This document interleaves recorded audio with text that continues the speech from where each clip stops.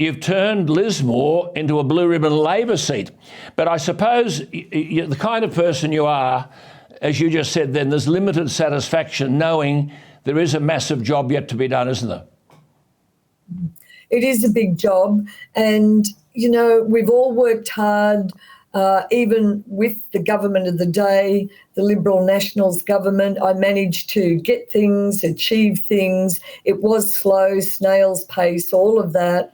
I think to some of the bushfire victims still displaced. Yeah. And we're here in the flood, the same thing. But look, there were two things. People they didn't want to change. They wanted to stick with me. They wanted that continuity.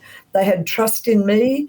And it's a state election. And people are concerned about the basics, the housing, the security, the police, the health. Yes. We've got all the flood here.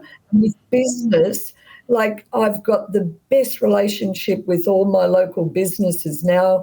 I've said to them, without you stepping up, without us supporting you, we don't have an economy, so we don't have anything. No. And all of that, they're all the things that I worked on. Have you been able to persuade your leader, Chris Minns, of the enormity and the urgency of the task ahead? I have, and I already have some commitments. And with the new New South Wales Reconstruction Authority that's run by Mr. Draper from Infrastructure New South Wales, the two priorities he talked to me about are the two that I said. One is absolute transparency, everything they do, and also urgency. And I said, when he said those words, I said, terrific. And two priorities beyond that, mitigation and local adaptation plans. So they're ready to go. God, they're lucky to have you. They're lucky to have you. Janelle, I'm not going to keep you, but how significant that you got a swing of 20% because of your advocacy on behalf of the flood victims. Janelle is the Labor member. In the South Coast, they are still reeling in the aftermath of the bushfires. Again, too little being done. Perrottet and Keane talking about everything but, and a Liberal seat, a swing against them, against the Liberals in the South Coast of 21.8%.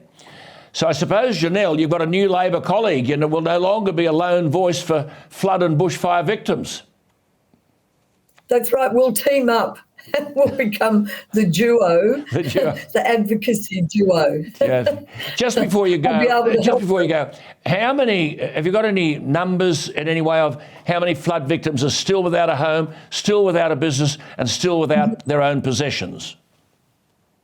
Yeah, there's about nearly half of the businesses have come back, but, albeit it's a bit slow in some areas, and there's still about 800 people displaced, and some people are at home, but, in shells of homes. But there are being buybacks rolled out. But I've said to the corporation responsible, you need to also have a plan. As we do a retreat from some of the floodplains, we've got to have a plan. We can't just abandon. So they're the things I'm working on. I've written a whole lot. I lobby, I advocate. I'll meet with them tomorrow.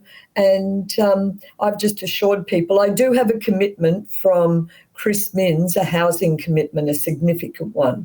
And that gives us some hope. Well, listen, I'll let you go. We'll keep in touch. Look, it's a tremendous result and you've earned it. I think even listening to you speak, we're exhausted, knowing the kind of work you've done so far and the job that's in front of you. And to people out there who have a cynicism often about politics and they wonder what their members do, well, I think our faith is restored when we listen to people like Janelle Saffin, not after the fancy places in the synagogue, not after the best seats in the cabinet, just representing the local people and doing the job as best she can.